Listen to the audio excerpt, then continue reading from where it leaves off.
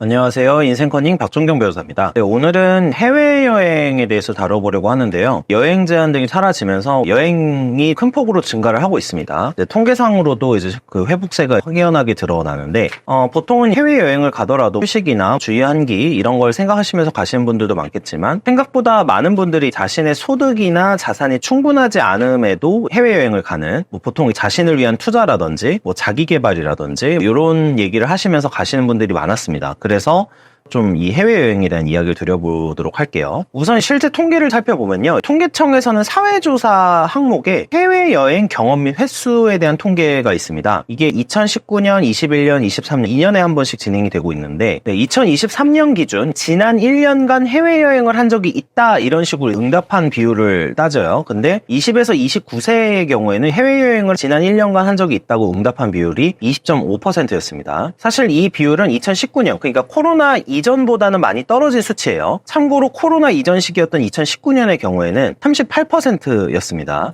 그리고 이제 2023년이든 2019년 기준이든 이 관광 여행자 중에 여행 목적 주로 관광이었고요. 그 2023년 기준으로 보았을 때 여행 목적으로 관광이 86.1%였습니다. 가족 친지 방문이나 업무차, 교육 이런 부분에 대한 통계도 있는데 확실히 관광이 압도적인 비율을 차지하고 있다는 걸 알 수가 있죠. 30에서 39세의 경우에는 2023년 기준 지난 1년간 해외여행을 한 적이 있다라고 응답한 비율이 23.5%였고요. 40대부터는 30대에 비해서는 감소를 하기 시작을 합니다. 그래서 20에서 30대의 경우에 가장 해외여행을 많이 다니는 것으로 이 통계로도 확인을 할 수 있을 것 같아요. 2019년에 비해서는 감소를 했는데 원래대로 회복을 한다면 2019년 비율에 달할 가능성도 높다고 생각을 합니다. 2019년 비율에 대해서는 제가 이제 화면에 띄워드릴 거고요. 그러면 소득별로는 어떨까 이렇게 한번 보게 되는데 소득별로는 확실히 고소득이 될수록 당연히 해외여행을 많이 다녀오겠죠. 기본적으로 경제적인 여유가 있으니까 어떤 휴가 차원에서도 해외여행을 다녀오실 게 당연하기 때문에 그런 부분을 확인할 수 있는데요.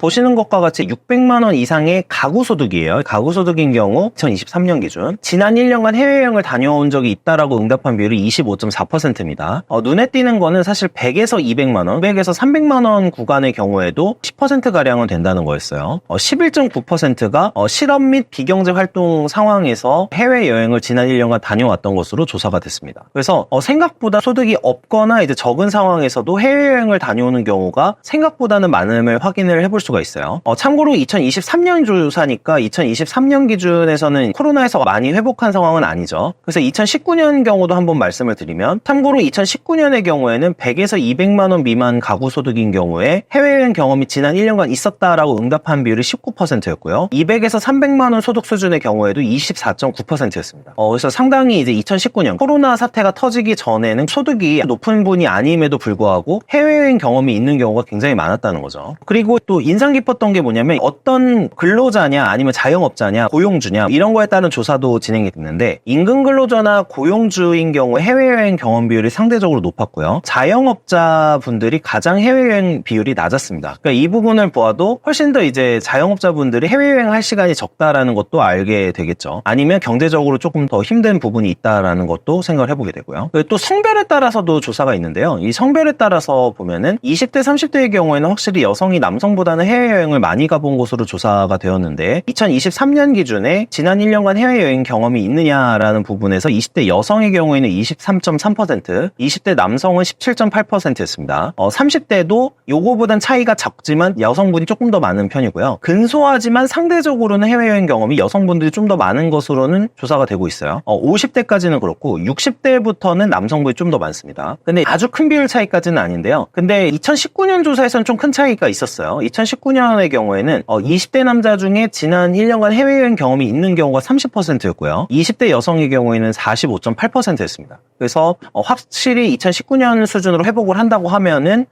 이 해외여행이 이제 젊은 층에서 많이 이루어진다라는 것을 확인할 수가 있겠죠. 조사 결과를 요약을 해보면요. 장년층보다는 청년층이 훨씬 해외여행을 많이 가고요. 성별에 따라 보면은 여성이 남성보다는 근소하게 해외여행을 많이 갑니다. 물론 이 10대부터 50대까지, 이 60대부터는 남성이 좀 더 많이 가고요. 그러면 전 세대 중에 가장 해외여행 비중이 높은 거는 청년층 중에 20대 여성분들이 가장 해외여행을 많이 가는 것으로 지금 조사가 되는 것 같아요. 확실히 이 해외여행에 대한 인식이 세대에 따라 다른 게 느껴지죠. 경제적으로 여유가 있는 분들이 해외여행 가는 것이야 크게 이상한 게 없지만 생각보다는 아직 자산이 충분하지 않은 젊은 세대 또는 아까 말씀드렸다시피 이제 100만 원에서 200만 원 또는 200만 원에서 300만 원 소득 구간의 세대 분들이 해외여행을 가는 비율이 생각보다는 높은 편이라는 거, 이런 부분을 확인을 할 수가 있었습니다. 저도 젊은 세대니까 많이 들었던 이야기가 여행은 젊어서 가야 된다라는 인식이 있었어요. 이게 한국에서는 굉장히 되게 통용되는 어떤 말인데 이러한 부분이 이제 통계로도 보이고 있는 거죠. 그러면은 이런 부분이 궁금해져요. 외국의 세대도 해외여행을 자주 다니는 걸까? 이런 생각이 드는데 코로나 사태가 터지기 전에 2019년 기준으로 보면은 한국 남성과 여성 중에 2,700만 명 정도가 출국을 했습니다. 전체 인구가 5,170만인 것을 감안을 하면은 전체 비율에서 52% 정도가 해외여행을 다녀온 거예요. 근데 OECD 국가 중에 우리나라보다 해외여행 비율이 높은 국가는 서유럽 국가들 정도인데 아시겠지만 한국은 사실상 섬인 대비해서 서유럽의 경우에는 EU 가입국들 간 이동이 자유롭고 또 대륙이니까 기차 이동이나 차량 이동이 많죠. 그래서 한국의 해외여행 비율과 단순 비교하기는 어려워요. 그런데도 서유럽과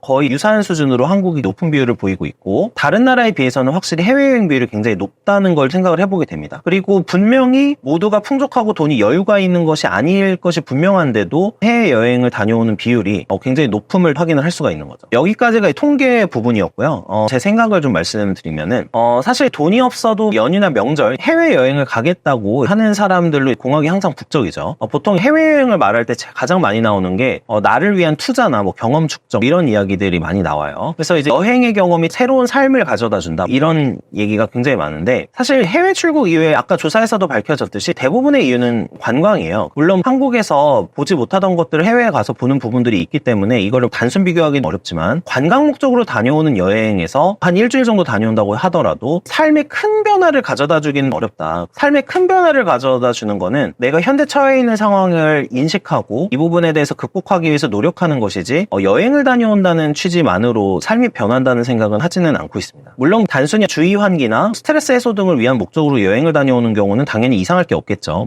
내가 열심히 일을 하고 충분한 소득을 번 다음에 이 부분에 대해서 휴식을 취하기 위해서 가는 여행은 전혀 상관이 없지만 보통 자기 개발이나 경험 축적을 통한 인생 변화 이런 부분을 이야기하시면서 해외여행 다녀오시는 경우가 종종 있었어가지고 말씀을 드려보게 된 거예요. 특히 해외여행을 감당하기 어려운 상황인 아까 말씀드린 실업 상태나 비경제 활동 인구나 아주 젊을 때 그리고 소득이 낮을 때 이럴 때 다녀오는 분들의 경우에는 자신이 모은 돈 대부분을 해외여행에 소비하는 경우가 꽤 많습니다. 심지어는 빚을 져서 다녀오는 경우도 꽤 많이 봤는데 소송하다 보면 양육비 청구를 하는데 양육비는 안 주면서 해외여행을 다녀오는 경우도 몇 번 봤어요. 그래서 해외여행의 비용을 어느 정도로 사용을 할까 이걸 좀 따져볼게요. 이 해외여행지에 따라서 다르겠죠. 여행 비용 및 종합 만족도를 비교한 조사가 있어요. 컨슈머 인사이트 해외여행지 만족도 조사입니다. 비용 및 종합 만족도를 대비해서 가성비도 따져주는 조사였는데 일단 유럽이나 호주, 뉴질랜드 등의 지역의 경우에는 평균 1일당 30에서 40만 원 정도를 비용으로 쓰고 있다고 하고요. 동남아시아나 일본, 대만과 같은 경우에는 20에서 25만 원 가량을 1일 비용으로 쓰고 있다고 합니다. 일주일가량 정도를 여행을 다녀오게 되면은 거의 200만 원 정도의 월급을 지출하게 되는 상황이 되는 거죠. 물론 높은 고소득자의 경우에는 충분히 다녀올 수 있는 수준이겠지만 보통의 월급이 한 250만 원 정도임을 감안을 했을 때 중위소득이 사실 꽤 부담이 되는 금액인 거죠. 국내 여행보다 해외여행이 싸다고 말을 하기는 하지만 실제 지금 비용을 보시면 아시겠지만 동남아시아라고 하더라도 음식값이나 여러 가지 비용이 싼 것이지 실제로 항공료 등을 감안을 하면은 국내 여행에 비해서 무조건 지출이 적다 보기도 어려운 것 같습니다. 그러면은 이제 이 비용 등을 봤을 때 보통의 경우에는 사실 젊은 세대가 경제적인 여유가 있는 것은 아니죠. 그러면은 분수에 맞는 소비라고 보기는 어려울 것 같아요. 물론 젊을 때 경험하는 여행이 진짜 인생을 바꿔주는 경우도 있겠지만 저는 사실 그거보다는 노력이나 다른 걸 통해서 바뀌는 경우가 많다고 생각을 하기 때문에 그렇고요. 제가 약간 절제나 절약 부분이나 분수에 맞는 소비 같은 걸 이야기를 하면은 나오는 이야기가 뭐냐면 인생에 답은 없다라는 말이에요. 인생에 답은 없는데 왜 너가 다른 사람들한테 돈을 쓰지 말라고 하느냐 이런 취지의 이야기예요. 인생에 답이 없는 것도 맞고 각자가 가지고 있는 답이 다른 것도 맞는데 저는 사실 상대적으로 타당한 답은 있다고 생각을 하고 있어요. 그러니까 자산이 충분하지 않을 때는 적어도 해외여행보다는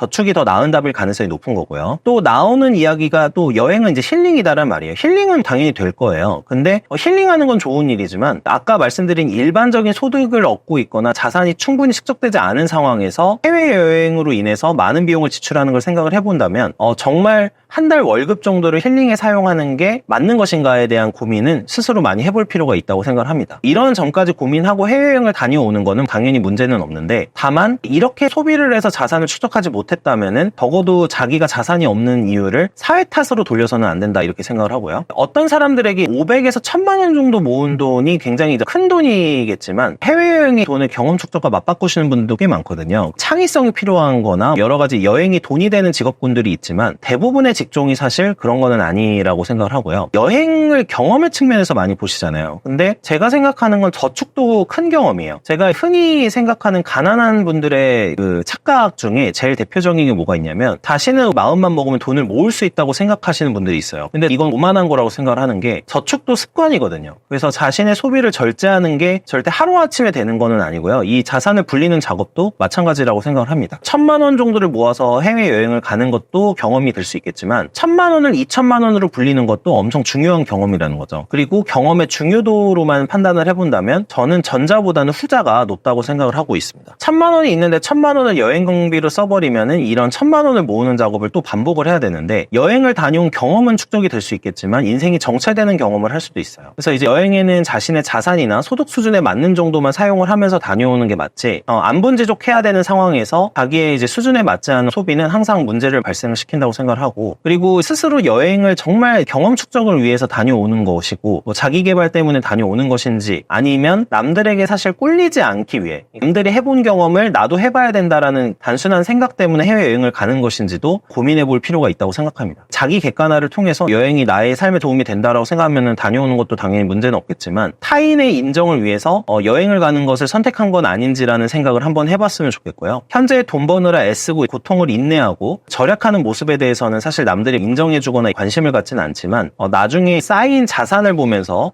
다른 사람들에게 인정을 받는 방법도 되게 값진 것일 수 있다, 이렇게 생각을 하고 있습니다. 네, 시청해주셔서 감사합니다.